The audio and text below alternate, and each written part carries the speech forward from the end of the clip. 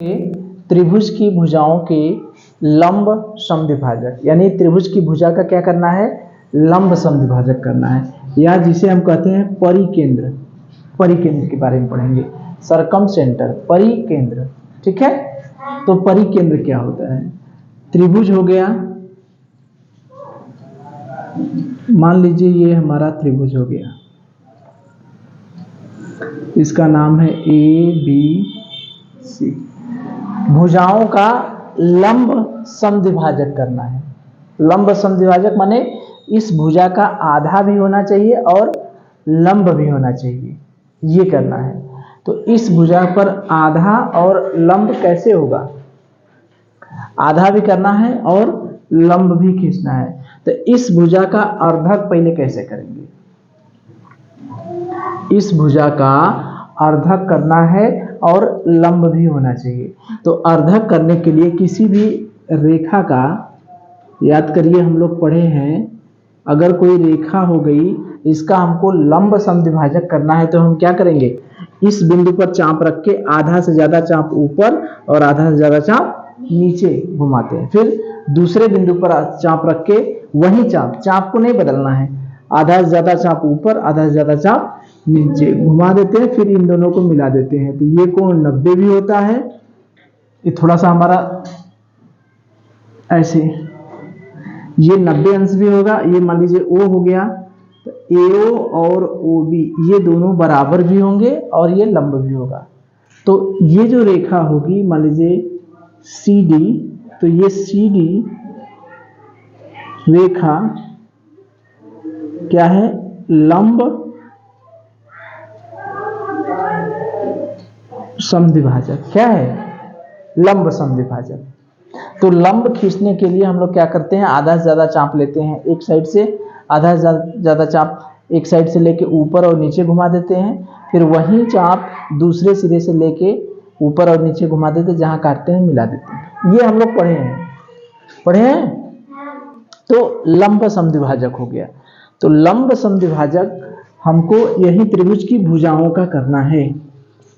तो त्रिभुज की भुजाओं का जैसे हम लोग ऐसे किए हैं, तो यहाँ पर B से आधा से ज्यादा चाप लेंगे, एक चाप ऊपर लेंगे और एक चाप नीचे लेंगे, फिर वही चाप C से लेंगे ऊपर और नीचे, ये जहां काटा उसको मिला दिए।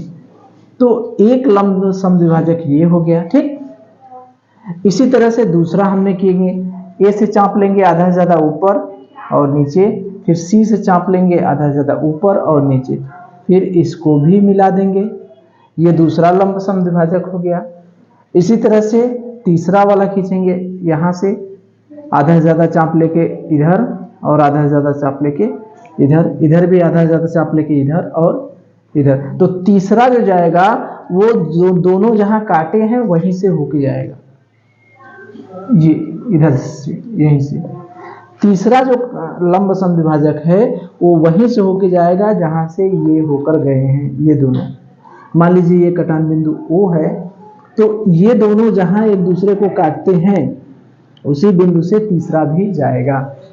तो अगर हमें पटरी और प्रकाल से लंब समद्विभाजक निकालना है, बनाना है, तो कर लेंगे। BC का लंब समद्विभाजक कर लेंगे, आधा से ज्यादा चाप लेके इधर ऊपर और नीचे घुमा दिए, फिर C से आधा से ज्यादा चाप लेकर ऊपर और नीचे घुमाए, जहां काटा उसे मिला दिए। इस भुजा का लंब समद्विभाजक करना है। A से आधा से ज्यादा चाप लेकर ऊपर और C से आधा से ज्यादा चाप लेकर ऊपर और नीचे दोनों तरफ घुमाए, A से भी ऊपर नीचे और C से भी ऊपर नीचे, जहां काटा। अब ये जहां कटा है वहीं से ये तीसरी भुजा का भी लंब समद्विभाजक जाएगा। ये बिंदु हो गया O। इसी O को हम लोग कहते हैं परिकेंद्र। क्या कहते हैं? परिकेंद्र। बात समझ में आ रही है? यानी हम ये कह सकते हैं कि किसी त्रिभुज के भुजाओं के लंब समद्विभाजक एक बिंदु से जाते हैं कि कई बिंदु से होके जाते हैं? एक बिंदु से होके, एक ही बिंदु से होके जाते हैं। यानी त्रिभुज की भुजाओं के जो लंब समद्विभाजक हैं वो संगामी होते हैं।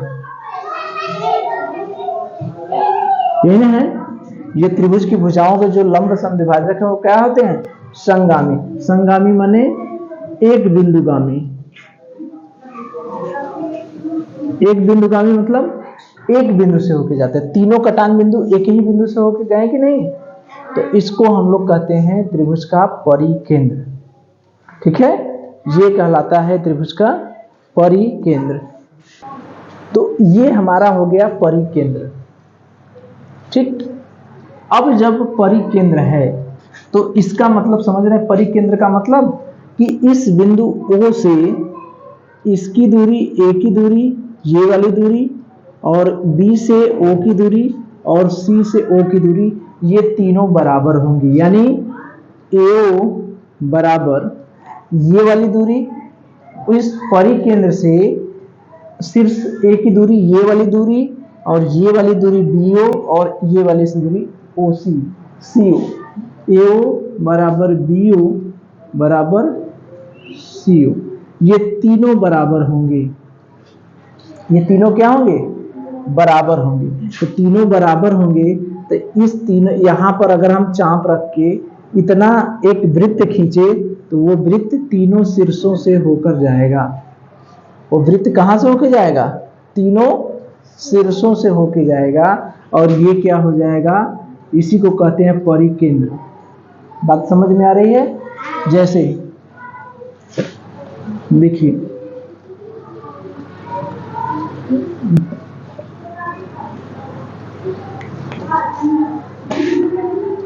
ये त्रिभुज हमारा है ABC। वो क्या है? इसका परिकेंद्र। वो क्या है? परिकेंद्र। ओ कैसे मिला है? BC भुजा का लंब समद्विभाजक किए, AC भुजा का लंब समद्विभाजक किए, AB भुजा का लंब समद्विभाजक किए।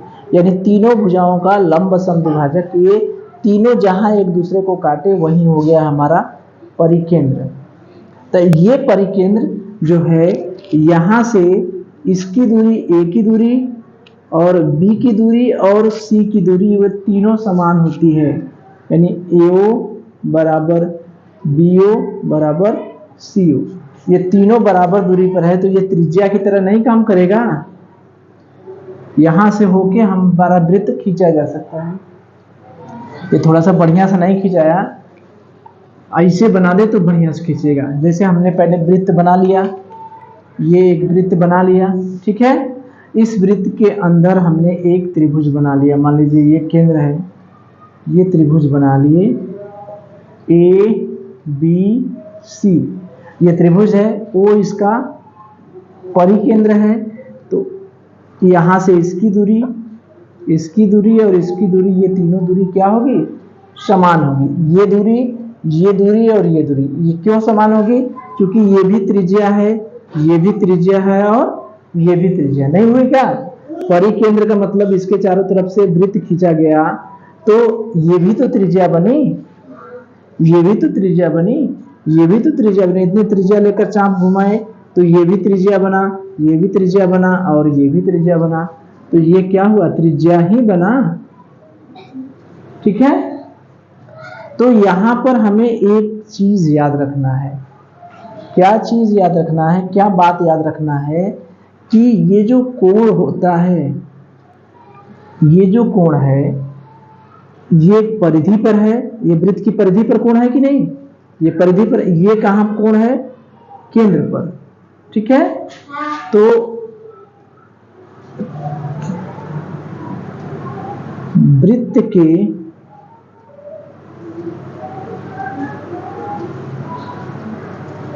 केंद्र पर बना कोण बराबर 2 गुणे वृत्त की परिधि पर बना कोण। ये दुगना होता है इसका। ये केंद्र पर बना कोण है, ये केंद्र है ना, ये केंद्र पर कोण बना है, और ये क्या है? परिधि पर। ये जीवा क्या है? एक ही जीवा है, ये जीवा एक ही है। इसी जीवा से अगर इसको हम मिटा दें तो देखिए यही जीवा है, बीसी जीवा है, यही बीसी जीवा है। इसी जीवा से एक कोण यहाँ केंद्र पर बन रहा है और एक कोण कहाँ बन रहा है, परिधि पर। ठीक है, तो ध्यान क्या देना है कि कौन कोण ज्यादा लग रहा है, कौन कोण कम लग रहा है। ऊपर वाला कोण कम लग रहा है, नीचे वाला कोण ज्यादा लग रहा है। तो ऊपर वाला कोण आधा होगा और ये कोण दुगना होगा। जैसे अगर ये कोण 10 अंश है तो ये कोण कितना होगा, 20 अंश, जस्ट दुगना। केंद्र वाला जो है परिधि वाले का क्या होगा, दुगना। अगर ये 50 अंश है तो ये कितना होगा, दुगना करेंगे 100। अगर ये 40 अंश है तो ये कितना होगा, 80।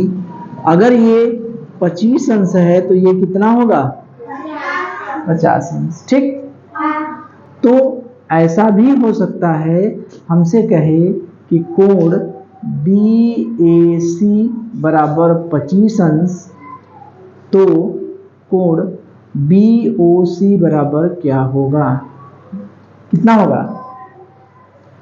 ये कोण 25 अंश है तो ये कोण कितना होगा, इसी का जस्ट दूना होगा, 2 गुणे 25 यानी कितना हो जाएगा, 50 अंश। ठीक है, हमसे यह भी कर सकता है, हमसे ये भी कह दे कि इसको दे दे 100 अंश, इसको दे दे 100 अंश, तो ये पूछे कितना होगा। यदि कोण BOC बराबर 100 अंश तो कोण BAC बराबर क्या होगा, ये क्या होगा, कितना होगा, ये 100 है, केंद्र वाला 100 है तो ये कितना होगा, आधा, 50।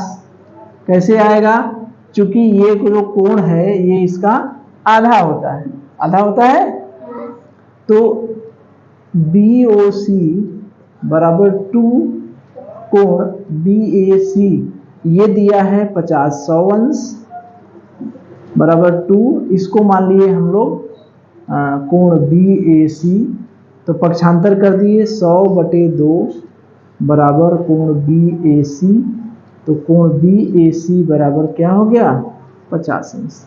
ठीक है, तो ये प्रश्न चाहे ये कोण दे दे, इसको पूछे परिधि वाला दे दे, केंद्र वाला पूछे, चाहे केंद्र वाला दे दे परिधि वाला पूछे, कर लेंगे हम लोग। बस ये ध्यान देना है कि परिधि वाले का जस्ट दुगना होता है केंद्र वाला। ठीक है, चलिए अच्छा, हमें ये बताइए कि जैसे मान लीजिए हमें लंब समद्विभाजक खींचना है, ठीक है, तो तीनों खींचना पड़ेगा लंब समद्विभाजक कि दुए से हमें काम चल जाएगा। जैसे हमको परिकेंद्र ज्ञात करना है,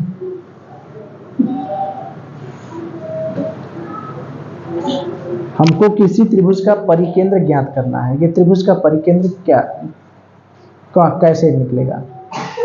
हम ये जानते हैं कि भुजाओं का लंब समद्विभाजक करेंगे तो परिकेंद्र निकल जाएगा। तो तीनों भुजाओं का करेंगे कि दो से ही काम चल जाएगा, हमारा दो से ही काम चल जाएगा। इसका अर्धक किए, ऐसे किए, इसका अर्धक किए, ऐसे किए, तो जहां ये काटे दोनों, ये दोनों तीसरा यहीं से होके जाएगा ना। तो ये कम से कम हमको कितने भुजाओं का लंब समद्विभाजक करना होगा, 2 भुजाओं का, यानी 2 लंब समद्विभाजक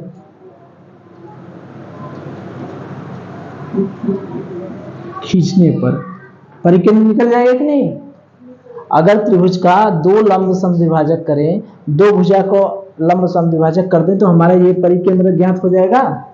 तो परिकेंद्र ज्ञात करने के लिए कम से कम कितने भुजाओं का लंब समद्विभाजक करना होगा, 2 भुजाओं का।